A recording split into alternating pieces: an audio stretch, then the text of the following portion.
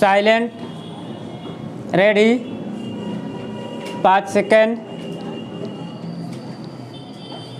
Start. महोदय, हमारे जीवन में संगीत का व्यापक स्थान है। भारतवासियों को अपने प्राचीन युग से अथवा अपने पूर्वजों से शास्त्रीय संगीत के रूप में एक बहुमूल्य निधि मिली है। हमारे पूर्वजों की दृष्टि से संगीत का ध्येय आध्यात्मिक साधना था और उन्होंने संगीत का इस आदर्श के अनुकूल विकास किया। हम कह सकते हैं कि हमारे देश में यह कला पूर्णता के शिखर पर पहुंच चुकी थी।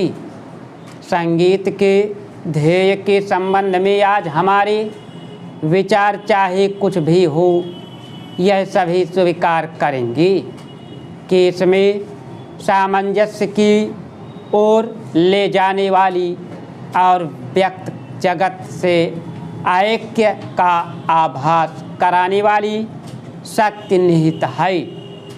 संगीत के वातावरण में ही नहीं बल्कि श्रोताओं और गायकों के मन में भी सामंजस्य की उत्पत्ति होती है।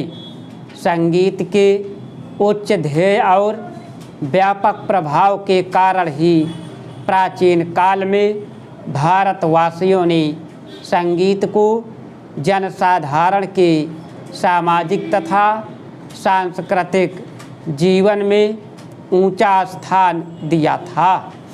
शायद ही कोई ऐसा भारतीय त्यौहार या उत्सव हो जिसमें संगीत का आयोजन न होता हो। संगीत जन्म से मृत्यु पर्यंत हमारे साथ रहता है। हमारे सभी रीति रिवाजों में इसका कुछ न कुछ स्थान है। शताब्दियों से हम संगीत के प्रशंसक तथा उपासक रहे हैं और हमने इसकी गणना सदा मानव की उच्चतम साधनाओं में की है।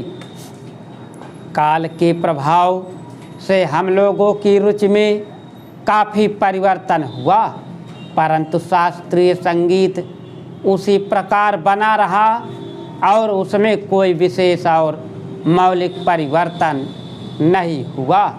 मुसलमान बादशाहों और अमीर उमरों के द्वारा संगीत को केवल प्रोत्साहन ही नहीं मिला, इसमें समयानुकूल हेर फेर भी हुए और आज विशेषकर उत्तर भारत के संगीत ने उसी युग से प्रभावित और बहुत अंशों में अनुप्रमाणित होकर अपना नया रूप ग्रहण कर लिया है।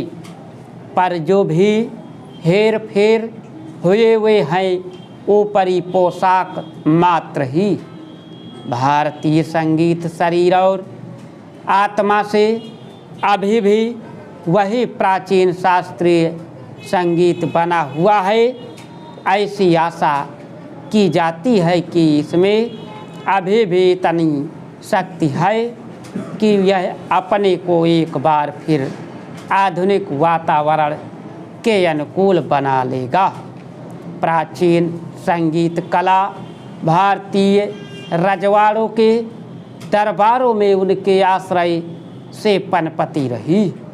यह स्वीकार करना होगा कि भारतीय नरेशों द्वारा दिए गए प्रश्रय के कारण संगीत लुप्त होने से बच गया, परंतु यह भी मानना पड़ेगा कि इन वर्षों में भारत की जनता का शास्त्रीय संगीत से बहुत कम संपर्क रहा। अतः जनता और हमारी परंपरागत सर्वश्रेष्ठ संगीत के बीच एक खाई पैदा हो गई। यदि हमें संगीत को जीवित रखना है और सहर्षों वर्ष पुरानी इस अमूल्य परंपरा की रक्षा करनी है तो हमें इस खाई को पाटना होगा। यदि यह आवश्यक हो तो शास्त्रीय संगीत में ऐसे संशोधन करने में कोई बुराई नहीं जिनके फलस्वरूप यह लोकप्रिय बन सके। इसके साथ ही जनसाधारण को भी शिक्षित करने की आवश्यकता है जिससे उनकी रुचि अधिक परिष्कृत हो सके और वे शास्त्रीय संगीत का आनंद उठा सके। भारत गणराज्य के नरेशों अथवा रजवाड़ों का अच्छा स्थान है। चेंज सभापति महोदय, मैं सदन का ज़्यादा समय नहीं लूँगा। मैं केवल एक दो बातों की ओर वित्त मंत्री और सरकार का ध्यान खींचना चाहता हूँ। आज बिजली के मामले में राजस्थान की हालत बहुत नाजुक है।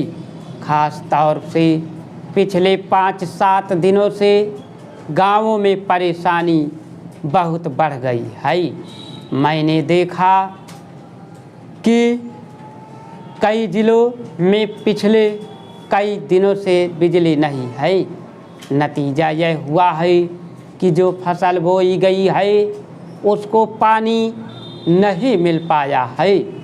वहाँ पहले से ही अकाल की स्थिति है। बिजली ठीक तरह से नहीं मिलने के कारण किसानों की फसल बर्बाद हो रही है। इसलिए बिजली को और अधिक फैलाने की बात को छोड़कर सरकार उसकी पूर्ति को नियमित करे। उधर से जो माननीय सदस्य बोलते हैं वे बातें करीब करीब वही करते हैं जो हम कर रहे हैं। दोनों में कोई फर्क नहीं है।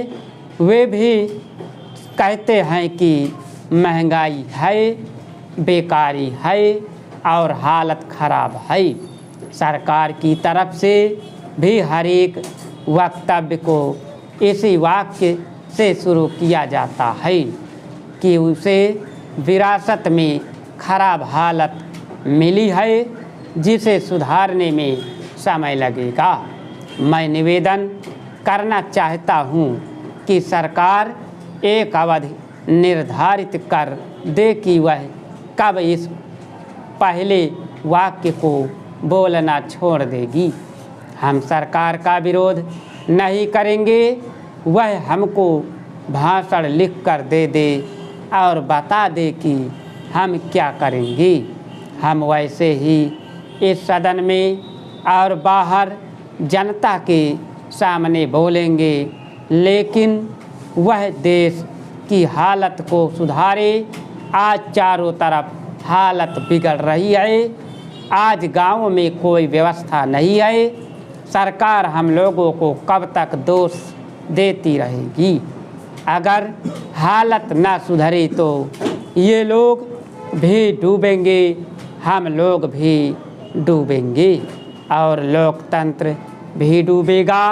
आज गाँव में हालत बहुत खतरनाक ढंग से बिगड़ रही है। मैं बड़ी जिम्मेदारी और गंभीरता के साथ यह बात कह रहा हूँ। आखिर सरकार का और हमारा काम एक ही है।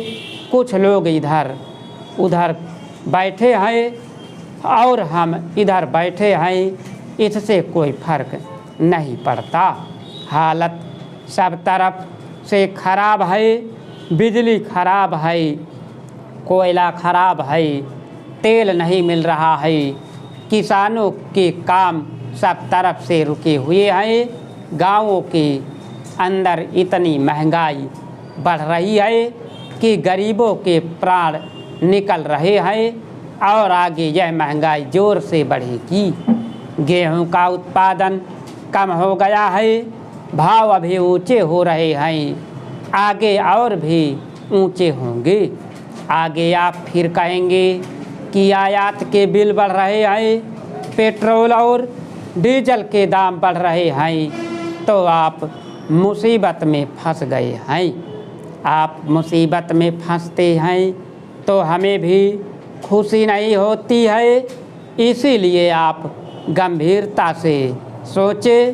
कुछ हमसे सहायता लेना चाहते हैं तो ले, जिस तरह से भी लेना चाहते हैं ले। स्टॉप। अगर तुम लोग नए हो तो सब्सक्राइब करो, वो जो लाल वाला बटन है उसके साथ सूर्य नमस्कार करो या फिर अनुलोम विलोम, मुझे नहीं पता, बस क्लिक हो जाना चाहिए। अब मैं भी